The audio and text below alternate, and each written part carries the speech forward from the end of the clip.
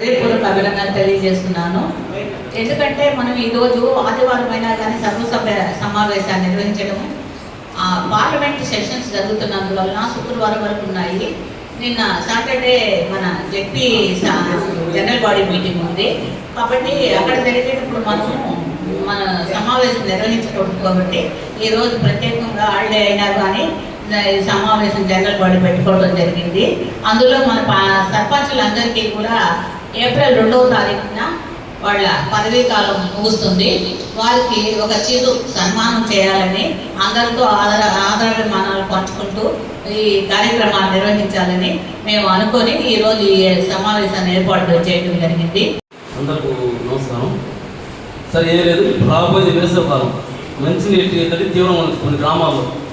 మన టౌన్లో కానీ రాబోయే మండలంలో ఇబ్బంది ఉందో మీరు చేస్తూ ఉంటారు కాబట్టి ఇంకా శ్రద్ధగా చేసి వేసవికాలం మంచినీళ్ళు మాత్రం ఇబ్బంది పడుతుంటారండి. ఇంకోటి మెయిన్ పల్లెల నుంచి, గ్రామాల నుంచి, పల్లెల నుంచి రాబూర్ టౌన్కి వస్తారు మండల కేంద్రానికి. వాళ్ళకి ఏదైనా రాబూర్ పంచాయతీ ద్వారా కానీ మంచినీటి చలివేంద్రం ఏర్పాటు చేయండి. ఇప్పుడే ఎండ తీవ్రత మార్చి నెలలో మొదలైపోయింది మేడం మంచినీళ్ళు. ఇంకోటి సార్ ఏడన్నా ఇంకా గ్రామాల్లో చాలా బోర్లు ఉన్నాయి సార్. మనం క్లాస్ ప్రోగ్రామ్ పెట్టారు కానీ మీరు పూర్తి చేయలేదు. కొన్ని ఉన్నాయి ఇంకా పరిశీలించి కూడా వీటన్నిటికీ కూడా నోటిఫికేషన్ త్వరలో ఇవ్వడం జరుగుతుంది. ఇక్కడ మళ్ళీ అంగన్వాడీ సెంటర్ గర్భవతులకి, బాలింతలకి, అలాగే 6 to 3, 3 to 6 years పిల్లలందరికీ కూడా ఎఫ్ఆర్ఎస్ ద్వారానే ఫుడ్ టీహెచ్ఆర్ పంపిణీ ఈ గర్భవతులకి, బాలింతలకి, 6 to 3 years పిల్లలకి టీహెచ్ఆర్ ద్వారానే పంపిణీ జరగడం సమావేశం చేస్తున్నారు. ఇప్పుడు మనకు నెల్లూరు రీజియన్కు ఎగ్జిక్యూటివ్ డైరెక్టర్గా రాపూర్లో ఆర్టీసీ టీం పనిచేసిన నాగేంద్ర కుమార్ గారు ఉన్నారు. అవును మేడం, ఇంతకుముందు ఉన్నాయి సార్ ఉన్నారు. నేను మన పావలి గోపి గారు పోయి కలిసాం. మాకు నెల్లూరుకు బస్సులు లేవు మేడం, ఉండేది 4 బస్సులే. ఏమంటే రాజపేట బస్సులు చూపిస్తున్నాం మన డిఎం కానీ ఆర్టీసీ డిపార్ట్మెంట్ వాళ్ళు. అదేమంటే పైనుంచి వస్తాయి, పైనుంచి వస్తే ఊడి కింద పడిపోతున్నాయి. పైనుంచి వచ్చేటప్పుడు బస్సు నిండా వస్తారు. ఇక్కడికి వచ్చేటప్పుడు మనం కట్ చేసేసి అనుకుని ఉండదు. వాళ్ళు వేయకుండానే దిగేసి పాస్కో భోజనానికి పోతారు. మనం ఆ సీట్లో కూర్చుంటే కొట్టడం తప్పనించి అన్నీ చెప్పేస్తారు వాళ్ళు. ఏమంటే మా సీటు పైనుంచి వేసామంటారు. ఆర్టీసీ అధికారులకు అర్థం కాదు. మొన్న సాయంత్రం 5:30 నేను మన గౌరవ సుందరేష్ సార్ కూడా బస్సు ఎక్కారు. బస్సులో కొట్టాలనుకుని తప్పనిచ్చి ఇప్పుడేమంటే స్పెషల్గా స్త్రీశక్తి అని పెట్టారు. మహిళలంతా ఎక్కుతా ఉంటారు, పోతున్నారు, వస్తున్నారు. కొత్త దివ్యాంగ శక్తి అని గవర్నమెంట్ ప్రభుత్వం మంచి పథకం పెట్టింది, సందు ఉండలేదు. దాంతో రాపూర్ నుంచి నెల్లూరు బస్సులు కావాలంటే సార్ వాళ్ళు ఇందాక ఉదయం అడిగారు. వాళ్ళు ఏమంటారంటే ఎంపీడీ గారు పెట్టాలి ప్రపోజల్ అంటారు. నేనేమంటా అంటే డిపార్ట్మెంట్లో మీరు పెట్టాలా, ఈడీ గారు ఉన్నారంటే డిఎం గారు లెటర్ పెడితే దాని మీద నేను యాక్షన్ తీసుకుంటాను, మీరు అడిగి తీసుకురండి. నేను అలా చేశాను కాబట్టి నెల్లూరుకి ఎప్పుడు సబ్జెక్ట్ బస్సులు కావాలంటున్నాను. ఈ ఎడిట్ ఆప్షన్ కూడా ఈ మంత్ వరకు ఇవ్వడం జరుగుతుంది. రేపు నెల 1వ తేదీ నుంచి అయితే ఈకేవైసీ ఎవరికైతే ఫోటో బాగుంటుందో వాళ్ళు మాత్రమే హాజరు కావడం జరుగుతుంది. ప్రస్తుతానికి అయితే మనకు 3 సంవత్సరాల నుంచి ప్రోగ్రామ్ జరుగుతుందండి. మనకి 16 మార్చి నుంచి 14 ఏప్రిల్ దాకా ఈ కార్యక్రమం జరుగుతుంది. ప్రతి ఒక్కరూ మనకి షెడ్యూల్ ఇచ్చిన ప్రకారం టీం అనేది ప్రతి ఒక్క గ్రామ పంచాయతీని విజిట్ చేస్తారు. సర్పంచ్కి ఖచ్చితంగా ఇంటిమేషన్ ఇచ్చి వస్తారండి. ఖచ్చితంగా ప్రతి ఒక్కరు వ్యాక్సినేషన్ అయితే చేయించుకోండి. ఎండాకాలం పాలు తగ్గుతాయి అనేసి ఒకటి అవాయిడ్ చేస్తున్నారు ఫార్మర్స్. కానీ మెసేజ్ వచ్చిన తర్వాత మనకి మొత్తానికి పొదుగు ఈ ఇన్ఫెక్షన్ రావడం వల్ల మనకి పాలు మొత్తానికి తగ్గిపోతాయని ఒకటి అందరూ గమనించాల్సిన విషయము. నెక్స్ట్ విషయం వచ్చేసి ఏప్రిల్ 1వ తారీఖు నుంచి భారత్ ఫస్ట్ యాప్ అనేది ఫామ్లో మనకి వచ్చేస్తుంది అనమాట. ఇప్పటిదాకా మనము గ్రౌండ్ లెవెల్లో ఈ యాప్లో ప్రతి ఒక్క రైతు ఎవరికైతే మనకి పశువులు ఉన్నాయో ప్రతి ఒక్క రైతు ఆయన ఆధార్ ప్లస్ వాళ్ళ ఒరిజినల్ ఫోన్ నెంబరు, ఓటీపీ, వాళ్ళ అనుమతితో ఓటీపీ తీసుకొని వాళ్ళకి ఎన్ని పశువులు ఉన్నాయో అన్నీ నమోదు చేయడం జరుగుతుంది గ్రౌండ్ లెవెల్లో.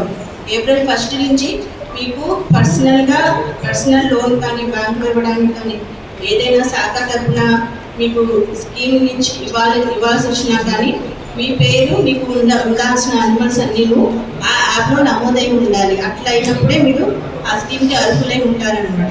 ఇప్పుడు మాత్రము ఈ మే 31 వరకు 12 గంటల వరకే అంగన్వాడీ సెంటర్ని పిల్లలు ఈ ఎండ తీవ్రత వల్ల 12 గంటలకంతా కూడా పంపించేయడం జరుగుతుంది. అలాగే మనకి ప్రధానమంత్రి మాతృత్వ వందన యోజన పథకం కింద కూడా గర్భవతులకి ఫస్ట్ డెలివరీ అయితే 5,000 రూపాయలు వాళ్ళకి అకౌంట్లో వేయడం జరుగుతుంది. పోషణకి సంబంధించి వాళ్ళకి మంచి న్యూట్రిషన్ ఫుడ్ తీసుకోవాలి ఆ టైంలో. కాబట్టి వాళ్ళకి 5,000 రూపాయలు వాళ్ళకి అకౌంట్లో వేయడం జరుగుతుంది. అలాగే రెండవ కాన్పు అయితే వాళ్ళకి రెండవ కాన్పులో ఆడపిల్ల అయితే అంతకుముందు హెల్త్ డిపార్ట్మెంట్ వాళ్ళు దీన్ని టేకప్ చేసేవాళ్ళు, ఇప్పుడు ICDSకి ఇవ్వడం జరిగింది. కాబట్టి రెండవ కాన్పుకి వాళ్ళకి 6,000 రూపాయలు ఆడపిల్ల అయితేనే రెండవ కాన్పులో. ఫస్ట్ కాన్పుకి అయితే ఏ పిల్లలైనా కానీ మగ పిల్లలైనా ఆడపిల్లలైనా ఫస్ట్ కాన్పుకి 5,000 ఇవ్వడం జరుగుతుంది. మన మండల స్థాయి తరఫు నుంచి ఉల్లాస కార్యక్రమం అనేది ఒకటి చేపట్టడం జరిగింది సార్. సో ఉల్లాస కార్యక్రమం కూడా మనకి టార్గెట్ ఒక 1800 మందికి వయో విద్యులకి మనము చదువు చెప్పాల్సి వచ్చింది. సో దాంట్లో భాగంగా ఏంటంటే అంగన్వాడీ వాళ్ళ సౌజన్యంతో అలాగే మన సచివాలయం వాళ్ళ సౌజన్యంతో కూడా ఇది కూడా 100% పూర్తి చేయగలిగాం మేడం. సో అదే దాని తర్వాత బ్యాంకర్స్ తరఫు నుంచి ఇండివిజువల్ లోనింగ్స్ అనేది కూడా చేయడం జరిగింది. సో వాళ్ళకి ముద్రా లోన్స్ తర్వాత శ్రీశక్తి లోన్స్ అలాంటివి ఇవ్వడం జరిగింది ఒక 2 లక్షల రూపాయల దగ్గర. సో అలాంటి SC ST తరఫున వాళ్ళకి ఒక 32 మందికి కూడా 32 లక్షలు కూడా మనం మంజూరు చేయడం జరిగింది సార్.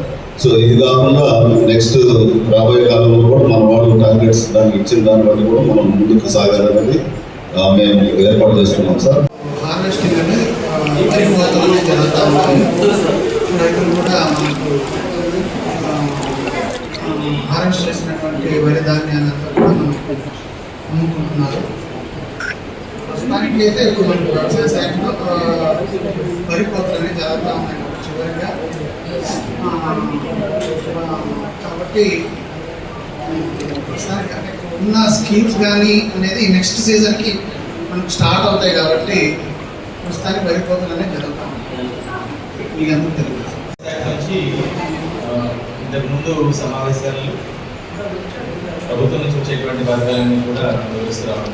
కొత్తగా రాపూర్ మండలానికి స్మార్ట్ కిచెన్ అని 56 లక్షలతో ఒకటి ఏర్పాటు చేయడం జరుగుతుంది. అది మనకు ఏదైతే రామచంద్రారెడ్డి ప్రభుత్వ పాఠశాల అందులో ఏర్పాటు చేయడానికి మేము ఒకసారి తీర్మానాన్ని ఆమోదించుకోవడం జరిగింది. అయితే ఇందులో దాదాపులో 2,000 మంది పైచిలుకు పిల్లలు, మొత్తం మాకు 2,800 మంది ఉన్నారు. 15 రోజులు తీసుకునే వాళ్ళలో సుదూర ప్రాంతాల్లో ఉండే వాళ్ళకి వెళ్ళేటువంటి పరిస్థితి ఉండదు. కాబట్టి వెహికల్ పరిస్థితి అనేది కోరుకోవాలి. కాబట్టి మొత్తంగా 2,000 పిల్లలకి 2,500 పిల్లలకి కవర్ అయ్యేట్టుగా దాన్ని ఏర్పాటు చేసి ప్రతిపాదన పంపించడం జరిగింది. ఫారెన్లో కంప్లీట్ అయిపోతే గవర్నమెంట్ హ్యాండ్ చేస్తాం. తర్వాత CC రోడ్లు వచ్చేసి NRDS 20 CC రోడ్లు 170 లక్షలు శాంక్షన్ అయింది. దాంట్లో 10 రోడ్లు అయిపోయి మిగతా రోడ్లు జరుగుతాయి. అవి అయిపోతాయి, తొందరలో అయిపోతాయి. ఇది మాత్రం ఏదైనా ఉంటుంది. మనకి రాపూర్ మండలంలో 47 చెరువులు ఉన్నాయి. మొత్తం 5,240 ఎకరాలు. రీసెంట్గా అయితే మనం వర్షం ఎక్స్పోర్ట్ చేయలేదు. డిసెంబర్లో అక్టోబర్లో జరిగిన వర్షాలు కానీ FDR కింద నియర్లీ ఒక 60 వర్క్స్ శాంక్షన్ అయినాయి. అవి అంచనా రెడీ చేస్తున్నాము, త్వరలో ఎక్స్పోర్ట్ చేస్తాం పంటలంతా అయిపోయిన తర్వాత.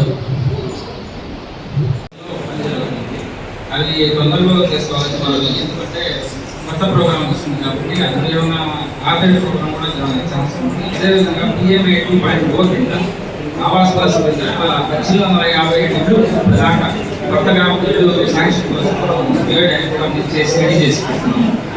రేపు నెలలో మొదలయ్యే అవకాశం ఉన్నాయి. దీని వల్లే డోర్ టు డోర్ మళ్ళీ సర్వే చేసి వాళ్ళకి మా శాంక్షన్ సహాయం అనేది ప్రోగ్రాం జరుగుతుందన్నారు. కొంత మెటీరియల్ పెండింగ్ బిల్లులు కారణం వల్ల మళ్ళీ ఏప్రిల్ వరకు మహాత్మా జాతీయ గ్రామ ఉపాధి పథకాన్ని పొడిగిస్తున్నారని చెప్పి కూడా తెలియజేయడం జరిగింది.